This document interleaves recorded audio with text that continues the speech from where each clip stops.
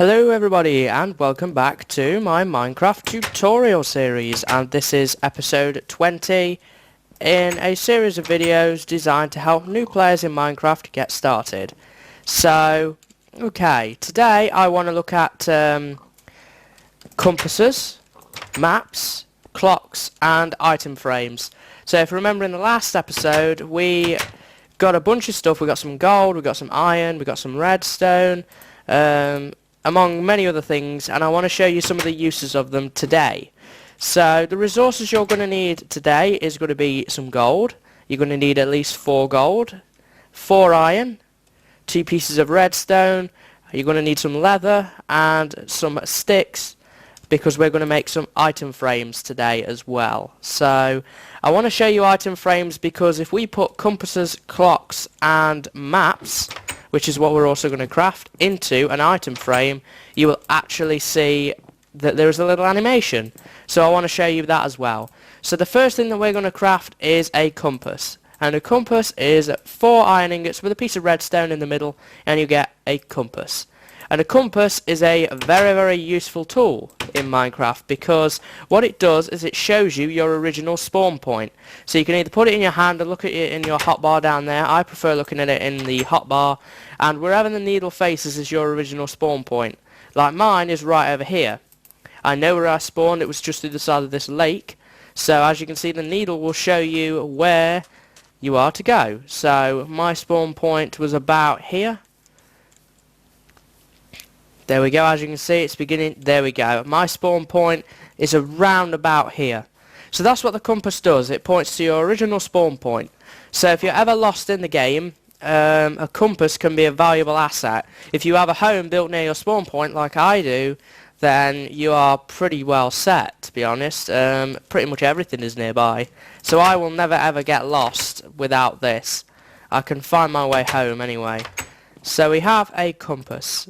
Now I want to show you how to make a clock.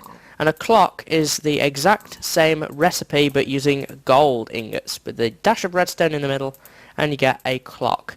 Now you can put the clock again in your hand, or you can look at it in your hotbar, and you can see the little animation there telling you what time of day it is. At the moment the sun is rising because we've just slept, and as you can see the little needle will slowly go across from left to right, and that will tell us the time. So that's pretty much all the clock does.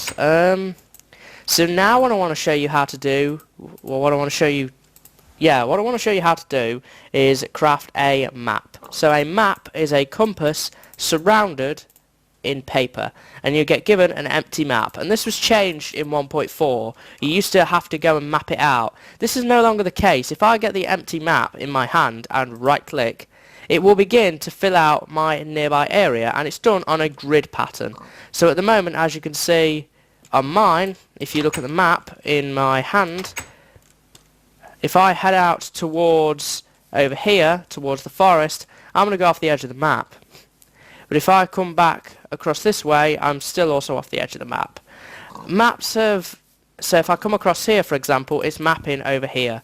So we might want to make multiple maps of different areas.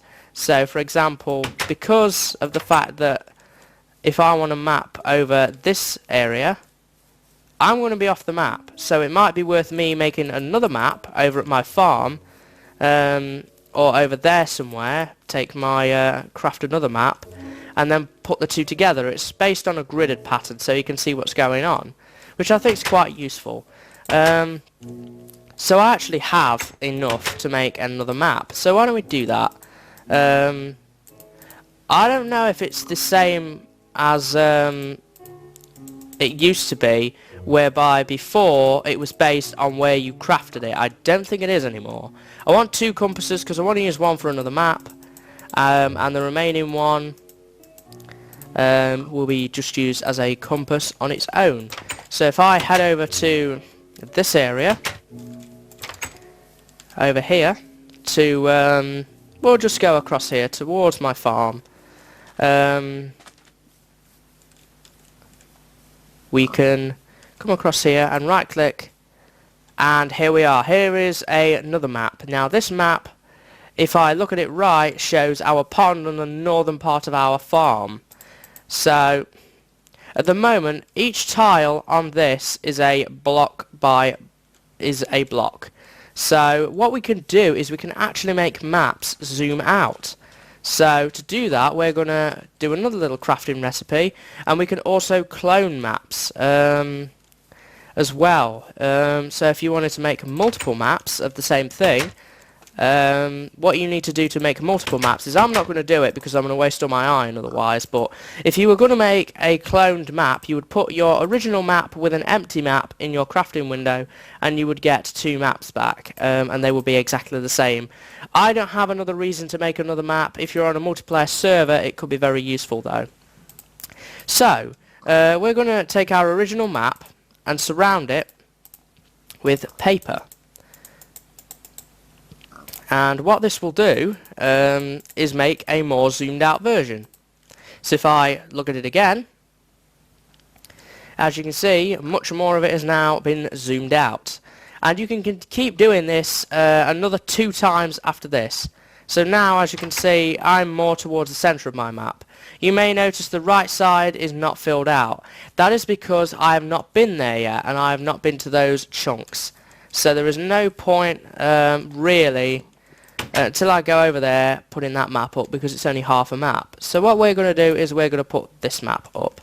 I know it's not the best map in the world, but you know, it does the job for what we need to show. Eventually I will put a proper map up in here of my entire surroundings, which will be including the farm and everything over there as well, as we build things. So the last thing that we're going to do today is make some item frames. And for item frames, we are going to need sticks. We've got 18 sticks now, and it's similar to making a painting, but you put a piece of leather in the middle and you get an item frame.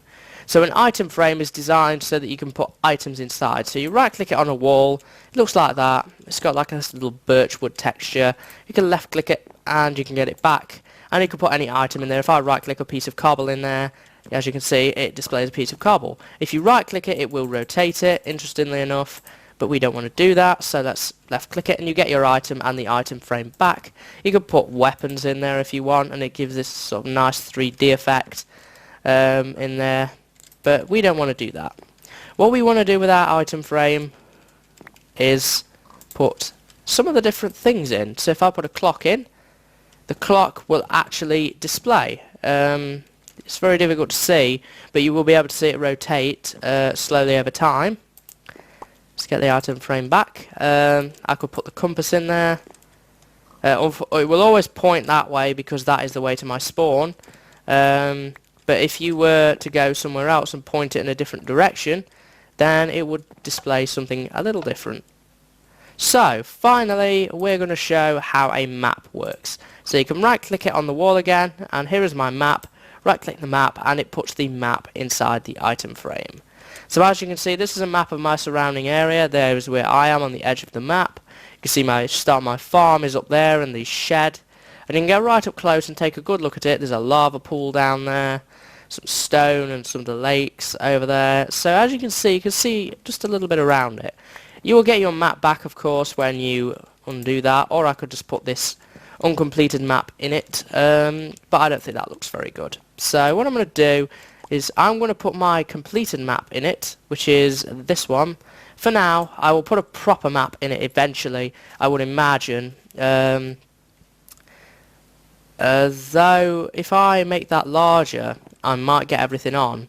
But I don't know, I'll have a think about that one, and I'll update it at some point in the world download, and I'll let you know as and when I do that. So that is compasses, clocks, maps and item frames. They're quite useful to have. I'm going to put some item frames around places like my farm and stuff, just to give a nice little effect, by just labelling things and making it a little easier. They're very useful to label chests with. So in my shed, I'm going to label all my chests using item frames with the item that is stored within them.